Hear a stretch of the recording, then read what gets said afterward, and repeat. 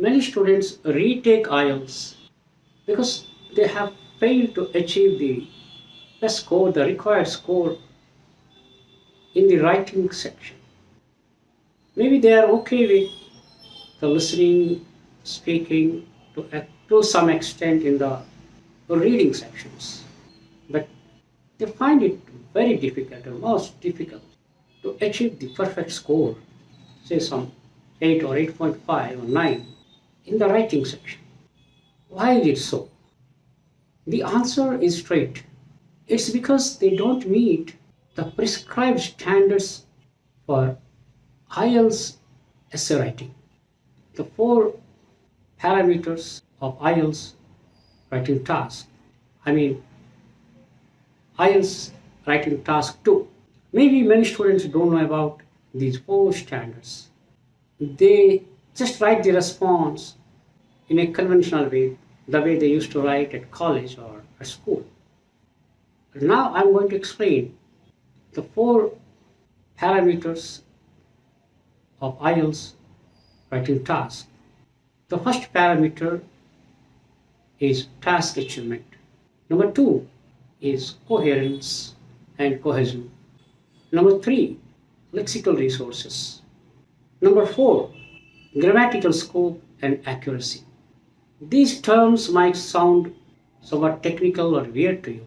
I'm going to explain each parameter in a layman's language so that you will not have any problem in understanding these 4 parameters. Also, next time when you practice writing an essay, make sure that you follow these 4 standards and you compare your essay with these 4 standards and see whether your response meets all these 4 criteria or 4 parameters of essay writing.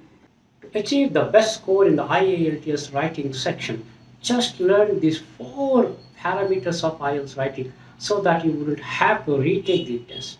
The first and foremost criteria is task achievement. What do you mean by task achievement? Task achievement means a response must address, your essay response must address all the components, all the keywords, all the parts of the prompt. Prompt in the sense, the given question. For more clarity, I want to explain this part with the help of an example, with the help of a prompt. Look at this prompt.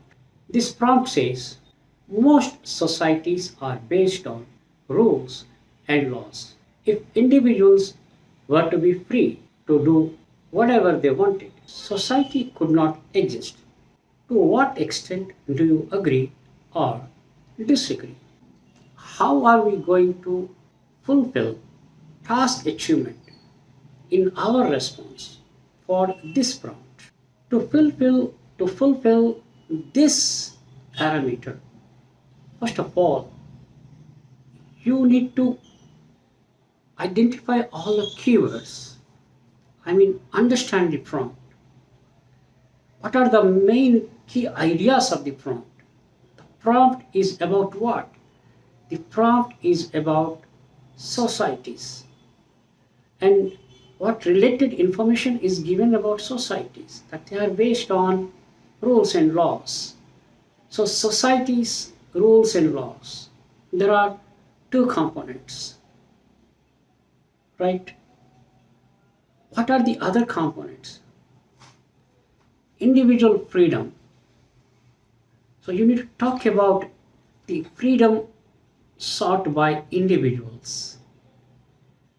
And finally, it talks about non-existence of society. The society could not exist. And the last sentence says, to what extent you agree.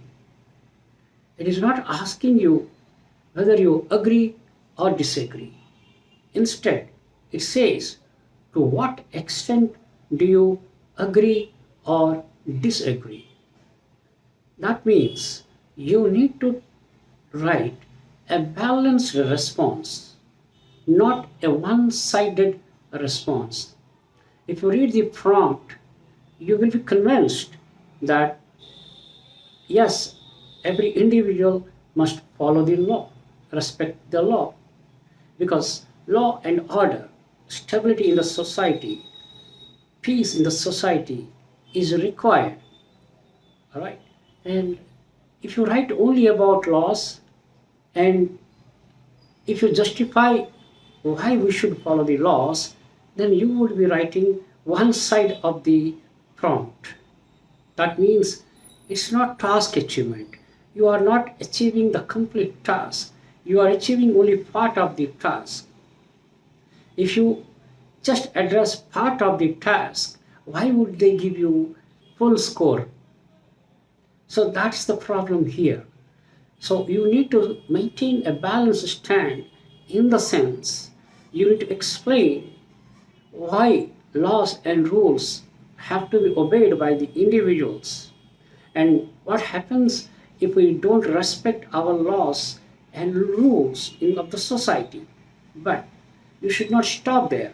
You should also explain, you should give some situations in which strict adherence to the laws, I mean, if you strictly follow the laws, that may be detrimental to the society, detrimental in the sense harmful to the society, then you need to create a situation, you need to give an example that will say that in this situation, an individual should break the rule, break the law, rather than follow the law for the welfare of the society. This is how a task achievement encompasses, task achievement addresses all parts of the issue. Right? Now, when I say society, what comes into our mind? Society. What are the components of society? Family, economy, education, religion, political organizations. All these are part of society. They form society, and laws are required for the smooth functioning of all these institutions. So the members of a family should follow the rules and laws of the society so that the family lives in the society peacefully. Right? So the same thing applies to all other institutions. So you could take one of the institutions and explain how laws play a vital role in the functioning of social institutions and ultimately in the functioning of the whole society. Right? So that would be one part, and then the way I explained, then you have to talk about, you have to discuss the other side of the coin, in the sense why laws should not be rigidly followed. Instead, why laws should be flexible at times when there is some emergency or when some situation demands the disobedience to the laws. For example, human creativity, right? So sometimes laws might hinder human creativity. So sometimes you come across some creative ideas. For example, you talk about sex education. So sex education is something, not approved by a traditional society like India, maybe in many countries also.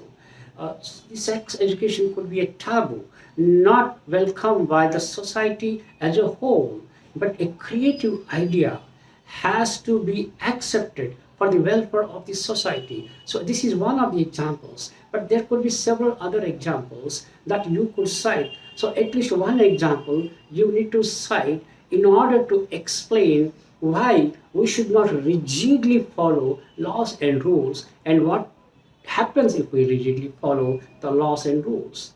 So this is how every part of the response, every part of the prompt, every part of the question should be addressed, right? So this is called a balanced stand for this prompt, since the prompt is asking us to what extent we agree, to what extent we disagree. So to some extent we agree, and to that extent we explain why we agree, and to some extent we disagree, and what extent we disagree, that part also we address, we explain.